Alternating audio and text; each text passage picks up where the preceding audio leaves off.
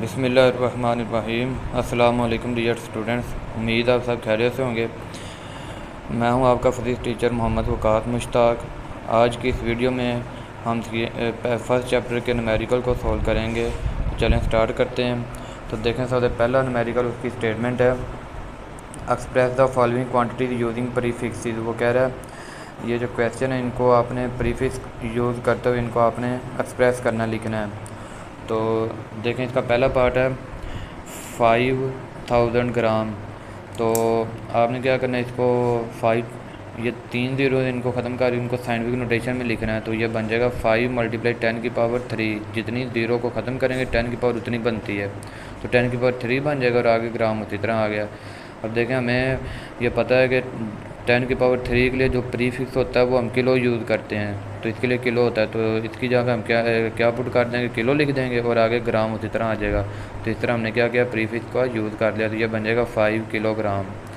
इसके बाद इसका दूसरा पार्ट है 2 है और आगे देखें ये 6 ज़ीरो हैं और आगे ये वाट लिखा है। तो आप ने क्या करना है, ये ज़ीरो को ख़त्म कर देना, इसको साइंटिफिक नोटेशन में लिखें। तो जितनी ज़ीरो को ख़त्म करेंगे 10 की पावर उतनी बनेगी। तो देखें ये 6 ज़ीरो हैं, तो 6 ज़ीरो ख़त्म करके 10 की पावर 6 लिख दे और आगे वाट उसी तरह आ गया। अब 10 की पावर 6 के लिए जो प्रीफिक्स यूज़ होता है वो मेगा होता है, तो ये बन जाएगा 2 मेगा वाट। इसी तरह इसके बाद इसका सी पार्ट है 52 × 10⁻−10 kg किलोग्राम। तो अब देखें यहाँ पे 10 की पावर -10 के लिए कोई भी प्रीफिक्स नहीं होता है, मतलब ये किसी प्रीफिक्स की वैल्यू नहीं है। तो हम क्या करेंगे, हम ये जो 52 है ना इसको साइंटिफिक नोटेशन में लिखेंगे। तो इसको कैसे लिखेंगे, इसका जो डेसिमल पॉइंट वो एंड पे है।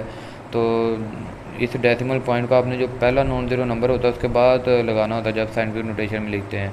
तो ये इस पॉइंट को जब हम यहाँ से यहाँ पे लेके आएंगे, फर्स्ट नॉन ज़ीरो नंबर के बाद लगाएंगे तो ये 5.2 बन जाएगा और जितने डिजिट क्रॉस किए हैं 10 की पावर उतनी बन जाएगा। तो ये बन जाएगा 5.2 × 10 की पावर 1 और आगे 10 की पावर -10 उसी तरह आ गया। अब देखें ये दोनों तो सॉल्व हो गए, 10 की पावर -9 बन जाएगा क्योंकि बेस एक जैसे में तो पावर ऐड हो जाती हैं। तो 10 में से 1 को माइनस करेंगे तो ये 9 आ जाएगा, तो ये -9 आ जाएगा। अब -9 के लिए हम जो प्रीफिक्स यूज़ करते हैं वो नैनो यूज़ करते हैं, लेकिन आगे किलो उसी तरह आएगा तो नैनो किलोग्राम इस तरह बन जाएगा। तो अब देखें नैनो भी इस्तेमाल हो रहा है, किलो भी इस्तेमाल हो रहा है, तो एक क्वेश्चन के अंदर 2 प्रीफिक्स यूज़ नहीं कर सकते, तो एक प्रीफिक्स को हम एक बार ही यूज़ कर सकते हैं। तो अब यहाँ पे डबल यूज़ होंगे, इसलिए हम क्या करेंगे, किलो को भी ख़त्म कर देंगे। इसके लिए इसकी जो वैल्यू है वो हम पुट कर देंगे। तो किलो की वैल्यू होती है 10 की पावर 3, आगे ग्राम उसी तरह आ जाएगा। अब ये इन तमाम को सोल्व करते हैं तो ये बेस एक जैसी पावरें ऐड हो जाएंगी। तो ये मैंने आपको पहले भी बताया, ये दोनों पावरें ऐड हो जाएंगे। तो ये 1 + -10 करेंगे तो ये 10 में से 1 को माइनस करेंगे 9 आ जाएगा और साइन माइनस वाला आ जाएगा, -9 बन जाएगा। फिर -9 + 3 करेंगे तो वो -6 आ जाएगा। तो इस तरह इन तीनों को सोल्व किया तो ये 10 की पावर -6 बन जाएगा और आगे ग्राम उसी तरह आ गया। तो अब 10 की पावर -6 जो के लिए जो प्रीफिक्स यूज़ होता है वो माइक्रो होता है, तो इसकी यहाँ पे हमने इसका प्रीफिक्स माइक्रो पुट कर दिया और आगे ग्राम। तो इस तरह ये आ गया 5.2 माइक्रोग्राम। इसी तरह आगे डी पार्ट है। अब यहाँ पे भी देखें 10 की पावर -8 के लिए कोई भी प्रीफिक्स नहीं होता, मतलब ये किसी प्रीफिक्स की वैल्यू नहीं होती। तो हम क्या करेंगे, ये जो 2 to 5 है इसको हम साइंटिफिक नोटेशन में लेके जाएंगे। तो इसको कैसे लेके जाएंगे, इस रकम का जो डेसिमल पॉइंट वो नहीं लगा तो इसका मतलब यहाँ पे एंड पे मौजूद है, एंड पे जिस मौजूद होता है। तो हम क्या करेंगे, इस डेसिमल पॉइंट को जो यहाँ से उठा के जो पहला नॉन ज़ीरो नंबर वहाँ पे लेके जाएंगे तो ये बन जाएगा 2.25 और जितने डिजिट क्रॉस किया 10 के ऊपर उतनी बन जाएगी। तो देखें ये 1 2 डिजिट क्रॉस करके ये पॉइंट लगाया तो ये 10 के ऊपर 2 बन जाएगा और आगे 10 के ऊपर -8 उसी तरह आ गया, एस उसी तरह आ गया। तो अब देखें ये दोनों 10 है, ये बेस एक जैसे, तो इनकी पावरें आपस में ऐड हो जाएंगी। 2 + -8 करेंगे तो वो +-8 हो जाएगा। तो 8 में से 2 निकाला 6 रह गया और साइन माइनस वाला आ जाएगा, एस उसी तरह आ गया। और 10 की -6 के लिए जो प्रीफिक्स यूज़ होता है वो माइक्रो होता है, तो इस तरह ये आ जाएगा 2.25 माइक्रो सेकेंड आ जाएगा इसका आंसर। इसके बाद नेक्स्ट क्वेश्चन है, देखें 1.2 न्यूमेरिकल है। How do the prefixes micro, nano and pico relate to each other. वो कह रहा है ये माइक्रो, नैनो और पीको आपस में किस तरह रिलेट है, इनका आपस में रिलेशन हमने बनाना है। तो हम क्या करते हैं, ये माइक्रो, नैनो, पीको, इनका रिलेशन लिखना है तो इन तीनों के हम वैल्यूज़ को पहले लिख लेते हैं। तो मैंने ये लिख लिया, माइक्रो की वैल्यू होती है 10⁻6, नैनो की होती है 10⁻⁹ और पीको की होती है 10⁻12। तो अब इनका रिलेशन लिखना है तो आप क्या करते हैं, ये जो ब्रीफ पावर्स है ना, जो माइनस के अंदर ब्रीफ पावर है, जिस तरह ये नैनो है और पीको है, इनको हम लेंगे और इनकी पावर को हम क्या करेंगे, इनको ब्रेकअप करके लिख देंगे। जिस तरह ये देखें, नैनो को लेते हैं सबसे पहले। नैनो की वैल्यू है 10⁻⁹, तो मैंने यहाँ पे दोबारा लिख दिया 10⁻⁹। अब 10⁻⁹ को मैं ब्रेकअप करके लिखता हूँ इसको, मतलब 10⁻³ मल्टीप्लाई 10⁻6 लिख दिया, क्योंकि जब ये बेस है जैसे पावरें ऐड करेंगे तो वो दोबारा -9 ही बन जाएगा। तो इस तरह इनको मैंने इनको ब्रेक करके मैंने इनको लिख दिया, क्योंकि ऐसा लिखा जा सकता है। ऐसा क्यों लिखा है, क्योंकि 10⁻6 के लिए जो प्रीफिक्स है वो माइक्रो होता है, तो इसकी जगह हम माइक्रो लगा देंगे तो 10⁻³ इसी तरह आ जाएगा। तो इस तरह ये नैनो का माइक्रो के साथ हमने रिलेशन फाइंड कर लिया कि जो नैनो होता है वो 10⁻³ माइक्रो के इक्वल होता है। तो इसी तरह ये नैनो माइक्रो का रिलेशन बना दिया है। अब हम क्या करते हैं, पीको को लेते हैं। पहले नैनो को लिया था, पीको को लिखते हैं। तो ये देखें, पीको भी की वैल्यू थी 10⁻12। तो जिस तरह पीछे इनको ब्रेकअप किया था सेम उसी तरह ये 10⁻12 इसको भी हम ब्रेक करके लिखते हैं। तो इसको देखें, 10⁻6 मल्टीप्लाई 10⁻6 लिख सकते हैं, क्योंकि ये बेस एक जैसे पावर आपस में ऐड हो गए, दोबारा वही -12 बन जाएगा। तो अब पहले वाला 10⁻6 मैंने उसी तरह लिख दिया, और नेक्स्ट जो 10⁻6 है उसके लिए जो प्रीफिक्स माइक्रो पुट कर दिया उसकी वैल्यू। तो 10⁻6 की जगह पे मैंने माइक्रो लिख दिया। तो इस तरह ये पीको किसके इक्वल आ गया, 10⁻6 माइक्रो के इक्वल आ गया। इस तरह ये पीको का माइक्रो के साथ हमने रिलेशन फाइंड कर लिया। सेम इसी तरह यही पीको को मैं क्या कर रहा हूँ, दोबारा लिख रहा हूँ 10⁻12। अब इसको पहले मैंने -6 करके ब्रेकअप किया था, मैं इसको लिखता हूँ 10⁻³ मल्टीप्लाई 10⁻⁹, क्योंकि ऐसे भी लिख सकते हैं, ये पावरें दोबारा ऐड होके 9 और 3 12 बन जाएगा, तो मतलब वही ऊपर वाला बन जाएगा। तो अब क्या किया, 10⁻9 के लिए हमारे पास प्रीफिक्स होता है नैनो, तो 10⁻³ उसी तरह आ जाएगा। तो ये पीको किसके इक्वल आ गया, 10⁻³ नैनो के इक्वल आ गया। तो इस तरह हमने पीको का नैनो के साथ रिलेशन फाइंड कर लिया, बना लिया। तो इस तरह हमने क्या किया, नैनो का माइक्रो के साथ रिलेशन बना लिया, फिर उसके बाद पीको का माइक्रो के साथ और पीको का नैनो के साथ। इस तरह हमने रिलेशन फाइंड कर लिए हैं। तो यही इसने कहा था कि रिलेशन आपने बताना है कि माइक्रो, नैनो और पीको का आपस में किस तरह से रिलेशन है, किस तरह से ये रिलेट करते हैं। इसके बाद देखें जी, नेक्स्ट क्वेश्चन है 1.3 न्यूमेरिकल है। वो कह रहा है कि your hair grow at the rate 1 millimetre per day, find their growth rate in nanometre per second. वो कह रहा है कि आपके जो बाल बढ़ने की शरह है वो 1 मिलीमीटर पर डे है, मतलब एक दिन में 1 मिलीमीटर बाल जो ना वो ग्रो करते हैं। वो कह रहा है find their grow rate in nanometre per second. वो कह रहा है ये जो ग्रोथ रेट है इसको आपने नैनोमीटर पर सेकंड में आपने बताना है, मतलब इस आंसर को आपने नैनोमीटर पर सेकंड में लेके जाना है। तो देखें इसका सोल्यूशन मैंने लिख लिया, यो hair growth rate 1 millimetre per day ये आपको दिया हुआ था। तो हमने क्या करना है, इस 1 मिलीमीटर पर डे को हमने चेंज करना है नैनोमीटर पर सेकंड में, मतलब इस आंसर को आपने लेके जाना है nanometre per second. Nanometre per second ये यूनिट में हमने, मतलब इनके यूनिट चेंज करने, इस यूनिट में हमने आंसर को लेके जाना है नैनोमीटर पर सेकंड में। तो मैंने क्या किया कि ये 1 उसी तरह लिख लिया आगे, ये मिलीमीटर है ना, तो मिली को ख़त्म करके मैंने उसके वैल्यू पुट कर दी है। तो ये मिली प्रीफिक्स होता है और इसकी वैल्यू होती है 10⁻3, तो मैंने इसकी जगह पे इसकी वैल्यू को पुट कर दिया, क्योंकि हमने नैनोमीटर में लेके जाना, मिली में नहीं होना चाहिए, तो इसलिए मिली को मैंने ख़त्म कर दिया और आगे मीटर उसी तरह आ गया। अब नीचे देखें, नीचे डे लिखा हुआ है, ओवर में डे है। तो हम क्या करते हैं, हमने चूँकि डे को हमने सेकंड बनाना है, तो एक दिन में कितने सेकंड होते हैं ये आपने याद रखना है। एक दिन में ये होते हैं 86,400 सेकंड होते हैं, तो ये आपने वैल्यू याद रखनी है। तो ये 86,400 कहते आते हैं। ये देखें यहाँ पे एक दिन के अंदर 24 घंटे होते हैं, तो ये 24 अर्धा आ गए। अब एक घंटे के अंदर 60 मिनट होते हैं, तो इसको आप मिनट में ले जाने के लिए क्या करेंगे, 60 के साथ मल्टीप्लाई कर देंगे तो ये आंसर मिनट में आ जाएगा। तो ये 24 को 60 के साथ ज़रूर दें, जो भी आंसर आएगा फिर उसको आगे सेकंड में लेके जाने के लिए दोबारा 60 के साथ ज़रूर दे देंगे, मल्टीप्लाई 60। तो ये आंसर क्या आ जाएगा, सेकंड में आ जाएगा। तो अब तीनों रकमों को मल्टीप्लाई करेंगे तो ये आंसर आ जाएगा 86,400 आ जाएगा, और ये सेकंड आ गया साथ। तो इस तरह ये मैंने इधर डायरेक्ट पुट कर दिया है, तो आप भी इस तरह कर सकते हैं। अगर वो इसके अंदर ये इनको मल्टीप्लाई करके लिखना चाहते हैं तो वो भी इसके अंदर शामिल कर सकते हैं। तो बहरहाल ये एक दिन के अंदर जो सेकंड होते हैं वो 86,400 सेकंड होते हैं, तो ये मैंने पुट कर दिया। तो अब देखें आप क्या करें, इसको कैलकुलेटर के ज़रिए 1 मल्टीप्लाई 10 की -3 को आप क्या करें, ये 86,400 पे इसको क्या कर दें, डिवाइड कर दें। तो आप देखेंगे इसका आंसर ये वाला आ जाएगा। तो मैं आपको ये करके तो जी स्टूडेंट्स, इसको आप डिवाइड करेंगे तो ये आंसर आपके पास ये वाला आ जाएगा, और ये साथ आ जाएगा मीटर पर सेकंड। तो अब क्या करें, हमने चूँकि इसको नैनो में लेके जाना है, तो अब इस पॉइंट को आप लेके जाएं, मतलब वहाँ पे लेके जाएं कि ये 10 के पावर -9 बन जाए। तो इतने डिजिट आप इसको क्रॉस करवाएं। तो देखें आप जब इस पॉइंट को 11 के बाद लेके जाएंगे तो ये 10 के पावर -9 बनेगा। मतलब ये देखें जब इसको 11 के बाद लेके जाएंगे कितने डिजिट बनते हैं, 1 2 3 4 5 6 7 8 9। तो इसलिए ये बन जाएगा 11.57 मल्टीप्लाई 10 की पावर -9 मीटर पर सेकंड। उसी तरह आ गया। तो अब 10 की -9 के लिए जो प्रीफिक्स होता है वो नैनो होता है, तो ये आ जाएगा नैनो मीटर पर सेकंड। तो इस तरह ये हमने आंसर किस में फाइंड कर लिया, नैनो मीटर पर सेकंड में ये आंसर हमने फाइंड कर लिया।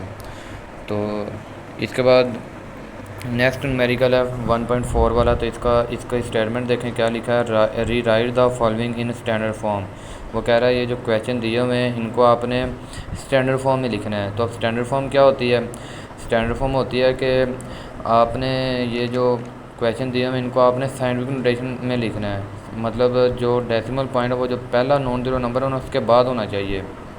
तो इसको कहते हैं स्टैंडर्ड फॉर्म, कि जो डेसिमल पॉइंट है वो फर्स्ट जो नॉन ज़ीरो डिजिट है उसके बाद होना चाहिए। तो देखें इसका ए पार्ट है 1168 मल्टीप्लाई 10 की पावर -27। तो अब देखें इसको हमने इसको स्टैंडर्ड फॉर्म में लिखना है। तो जिस रकम का डेसिमल पॉइंट नहीं होता उसके एंड पे होता है, तो इसका एंड पे है डेसिमल पॉइंट। इसको आप क्या करें, जो पहला नॉन ज़ीरो नंबर वहाँ पे लेके जाएं। तो ये 1.168। अब देखें कितने डिजिट क्रॉस किया, 1 2 3। तो ये मल्टीप्लाई 10 की पावर 3 बन जाएगा, और आगे मल्टीप्लाई 10 की -27 उसी तरह आ जाएगा। तो अब क्या करें, ये दोनों बेस एरिया थे इनकी पावरों को आपस में ऐड कर लेंगे। 27 में से 3 माइनस किया 24, साइन बड़ी रकम वाला आ जाएगा, तो -24 आ जाएगा। इसके बाद इसका बी पार्ट है 32 मल्टीप्लाई 10 की पावर 5। तो अब इसको भी स्टैंडर्ड फॉर्म में लिखना, मतलब यह है कि जो डेसिमल पॉइंट वो पहला नॉन ज़ीरो नंबर उसके बाद होना चाहिए। तो इस पॉइंट एंड पे इसको हम क्या करेंगे, 3 के बाद लेके जाएंगे, तो 3.2 बन जाएगा मल्टीप्लाई 10 की पावर 1, क्योंकि एक डिजिट क्रॉस किया, आगे 10 की पावर 5 उसी तरह आ जाएगा। तो ये दोनों बेस एरिया से पावर ऐड हो जाएंगी, 5 और 1 6 हो जाएगा। तो 3.2 मल्टीप्लाई 10 की पावर 6 आ जाएगा। इसके बाद इसका सी पार्ट है 725 मल्टीप्लाई 10 की पावर -5 kg। तो इसको स्टैंडर्ड फॉर्म में लिखना है। तो स्टैंडर्ड फॉर्म के लिए जो डेसिमल पॉइंट वो पहला जो नॉन ज़ीरो नंबर उसके बाद होना चाहिए। तो इसका भी एंड पे मौजूद है। तो इसको हम क्या करेंगे, 7 के बाद लेके जाएंगे। तो इसको जब 7 के बाद लेके जाएंगे एंड से, तो ये देखेंगे 2 डिजिट क्रॉस करेंगे, तो ये बन जाएगा 7.25 मल्टीप्लाई 10 की पावर 2, और नेक्स्ट 10 की पावर -5 उसी तरह आ गया, आगे किलोग्राम उसी तरह आ गया। तो नेक्स्ट क्या करें, ये 10 और ये 10 ये दोनों बेस एरिया से इनकी पावरें आपस में ऐड हो जाएंगी। तो ये जमा -5 में से 2 निकाला 3, और साइन बड़ी रकम वाला आ जाएगा -3 आ जाएगा, और 7 किलोग्राम उसी तरह आ जाएगा। तो इसके बाद देखें जितना कोई क्वेश्चन सिंप्लीफाई हो सके उसको उतना करते हैं।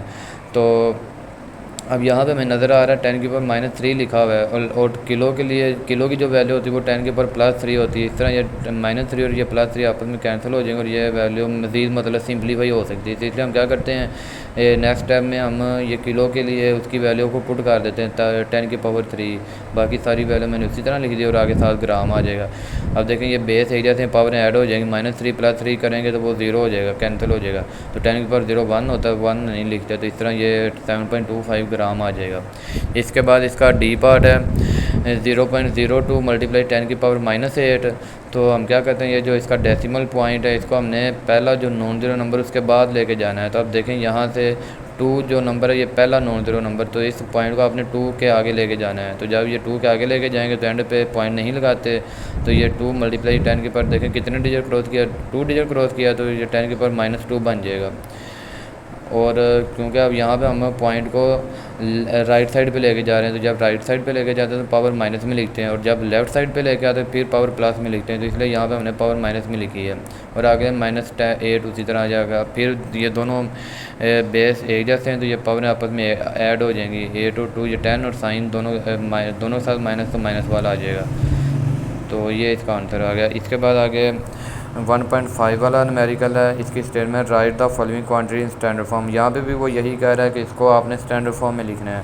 तो देखें स्टैंडर्ड फॉर्म वही है कि आपने जो डेसिमल पॉइंट उसको जो पहला नॉन ज़ीरो नंबर उसके बाद लिखना होता है।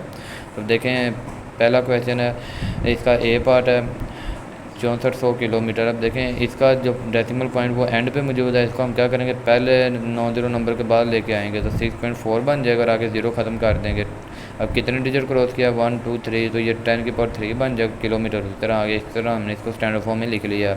इसी तरह नेक्स्ट क्वेश्चन है, अब देखें इसका डेसिमल पॉइंट एंड पे है, तो इसको क्या करें, पहला जो नॉन ज़ीरो नंबर वहाँ पे लेके आएँ, तो 3.8 आगे देखें कितने डिजिट ये हमने क्रॉस किया, 1 2 3 4 5, तो ये मल्टीप्लाई 10 के पावर 5 आ जाएगा और किलोमीटर उसी तरह आ गया, ये स्टैंडर्ड फॉर्म आ गई।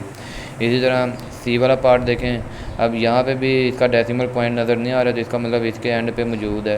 तो इसको हम क्या करेंगे, यहाँ से उठा के हम पहला जो नॉन ज़ीरो नंबर वहाँ पे लेके जाएंगे, तो ये 3.0 लिखेंगे, तो 3.0 चाहे ना लिखें, आगे 10 की पावर जितने डिजिट क्रॉस किए उतने ही हम 10 की पावर लिख देंगे। तो देखें 1 2 3 4 5 6 7 8, तो 10 की पावर 8 आ जाएगा, मीटर पर सेकंड आ गया, तो ये इसकी स्टैंडर्ड फॉर्म आ गई।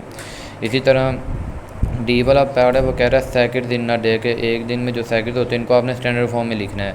तो एक दिन में सेकंड चाहे तो आप ये याद रख लें कि एक दिन में जो सेकंड होते हैं वो 86,400 सेकंड होते हैं। तो या फिर इसको आप लिखना फाइंड भी करना चाहते हैं तो कर भी सकते हैं कि एक दिन के अंदर एक दिन में 24 घंटे होते हैं, फिर एक घंटे में 60 मिनट होते हैं, और फिर एक मिनट के अंदर 60 सेकंड होते हैं। तो इस तरह ये 24 मल्टीप्लाई 60 मल्टीप्लाई 60, तो इनको तीनों को ज़रब देंगे तो ये 86,400 आंसर आपका सेकंड में आ जाएगा। तो इसको स्टैंडर्ड फॉर्म में लिखने के लिए इसका डेसिमल पॉइंट एंड पे है, इसको यहाँ से उठा के आप क्या करें, पहला जो नॉन ज़ीरो नंबर वहाँ पे लेके जाएँ, तो ये आ जाएगा 8.64, आगे ज़ीरो को ख़त्म कर देंगे, मल्टीप्लाई 10 के ऊपर जितने डिजिट क्रॉस किया उतनी पावर बन जाएगी। तो ये 1 2 3 4 मल्टीप्लाई 10 की पावर 4 आ जाएगा।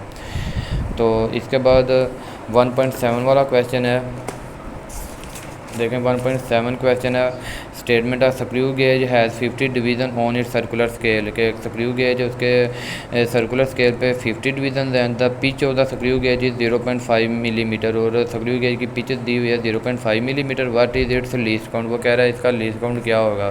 तो अब देखें इसका लीस्ट काउंट हमने फाइंड करना है, तो ये 1.7 वाला, तो लीस्ट काउंट फाइंड करना, स्क्रू गेज के लीस्ट काउंट फाइंड करने का फार्मूला आपने याद किया हुआ है। Least count of screw gauge ये इक्वल होता है, ये ऊपर आपने लिखना है पिच ऑफ स्क्रू गेज, और ओवर में लिखना है number of division on circular scale.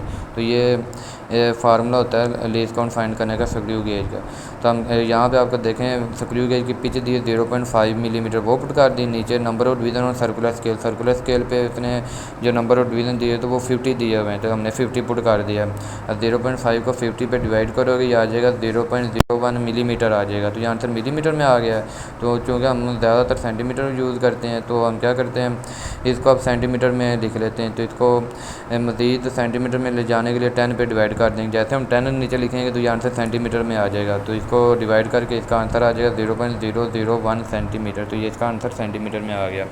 इसके बाद नेक्स्ट क्वेश्चन है, वो कह रहा है कि which of the following quantities have 3 significant figures, कि इनमें से आपने बताना है कौन सी क्वांटिटीज़ हैं जिसमें 3 सिग्निफिकेंट फिगर्स हैं। तो ये सिग्निफिकेंट फिगर के रूल आपने याद किए होंगे। तो देखें सिग्निफिकेंट फिगर के रूल्स होते हैं कि अगर जो नॉन ज़ीरो नंबर होते हैं वो सारे सिग्निफिकेंट्स होते हैं, दरमियान में अगर ज़ीरोज़ आ जाएँ वो भी सिग्निफिकेंट में शामिल होती हैं, और अगर राइट साइड पे ज़ीरोज़ आ जाएँ तो वो भी सिग्निफिकेंट में शामिल होती हैं। तो जो लेफ़्ट साइड पे ज़ीरो आ जाए वो सिग्निफिकेंट में शामिल नहीं होती हैं। सिर्फ ये है कि जो किसी वैल्यू के शुरू में ज़ीरो आ जाए ना तो वो सिग्निफिकेंट में शामिल नहीं होती। बाकी सारे सिग्निफिकेंट में शामिल होते हैं। तो देखें यहाँ पे इसका ए पार्ट है, ये इसमें देखें दरमियान में ज़ीरो आ रही है, तो इसका मतलब ये सारे सिग्निफिकेंट हैं। तो इनको गिने कितने बनते हैं, 1 2 3 4 5, तो ये 5 बनते हैं। तो उसने कहा था जो 3 बनते हैं वो आपने बताने, तो इसमें 5 बनते हैं, ये नहीं आएगा। इसके बाद बी में देखें शुरू वाले जो ज़ीरो होते हैं ये सिग्निफिकेंट में शामिल नहीं होते। तो नेक्स्ट देखें 1 2 3, इसमें 3 बनते हैं, तो इसका मतलब इसका ये बी वाला आंसर आ जाएगा। इसके बाद सी वाले में देखें 5.05 मल्टीप्लाई 10⁻⁻27 किलोग्राम। तब देखें इसमें दरमियान वाला ज़ीरो सिग्निफिकेंट में शामिल होता है, तो इसमें भी 3 आ जाएगा, तो इसका मतलब सी वाला भी आंसर आ जाएगा। इसके बाद डी में देखें तो इसमें ये जो राइट साइड पे ज़ीरो होते हैं वो भी सिग्निफिकेंट में शामिल होते हैं। तब इसमें कितने बन जाएंगे, 1 2 3 4 बन जाएंगे। तो हमने 3 वाले बताने, तो 3 वाले बी और सी आ जाएगा। इसके बाद 1.9 न्यूमेरिकल है, what are the significant figures in the following measurements. आपने ये बताना इनमें सिग्निफिकेंट फिगर्स की तादाद कितनी है। तो देखें ए में देखें कितनी बनती है, 1 2 3 4, तो 4 आ जाएगी क्योंकि दरमियान वाले ज़ीरो सिग्निफिकेंट में शामिल होते हैं, तो इसमें 4 आ जाएगा इसका आंसर। इसके बाद बी में देखें तो वैल्यू के शुरू में जो ज़ीरो होते हैं ये सिग्निफिकेंट में शामिल नहीं होते। तो इसमें देखें इससे आगे 1 2 3, तो इसमें 3 सिग्निफिकेंट फिगर की तादाद आ जाएगी। इसके बाद सी वाला पार्ट है, इसमें देखें ये इसमें कोई ज़ीरो नहीं, मतलब ये सारे सिग्निफिकेंट हैं, तो ये 1 2 3, इसमें भी 3 आ जाएगा। इसके बाद डी है, इसमें देखें दरमियान में ज़ीरो आ जाए तो ये सिग्निफिकेंट में शामिल होते हैं, तो ये भी सिग्निफिकेंट में शामिल हो जाएंगे, तो इसमें आ जाएंगे 1 2 3 4 आ जाएंगे। तो ये 1.9 न्यूमेरिकल था। इसके बाद 1.10 न्यूमेरिकल की स्टेटमेंट है, a chocolate wrapper is 6.7 centimeter long and 5.4 centimeter wide. वो कह रहा है कि चॉकलेट रैपर है उसकी लेंथ दी हुई है 6.7 centimeter long and 5.4 centimeter wide, मतलब उसकी विड्थ है 5.4 सेंटीमीटर।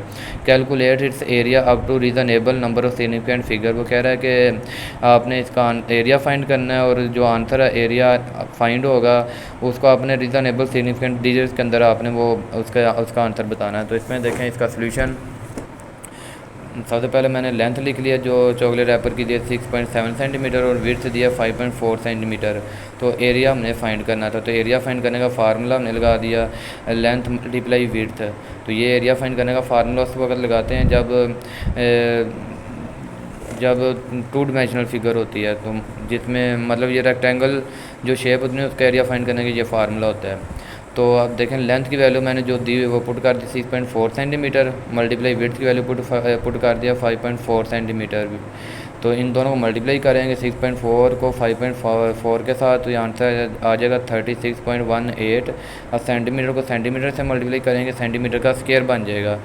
तो इस तरह आपने याद रखना है, इसका 7 सेंटीमीटर का स्क्वायर आएगा। एरिया जब भी फाइंड करते हैं तो इसका यूनिट हमेशा स्क्वायर में आता है। अगर वो सेंटीमीटर होगा सेंटीमीटर का स्क्वायर बन जाएगा, अगर वो मीटर में होगी लेंथ तो मीटर का स्क्वायर बन जाएगा।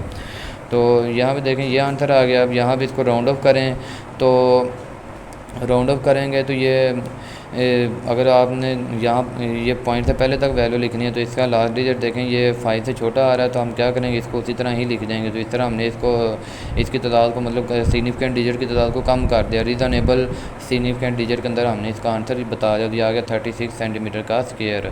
तो ये थे न्यूमेरिकल। तो मिलते हैं नेक्स्ट वीडियो के साथ, तब तक के लिए अल्लाह हाफ़िज़।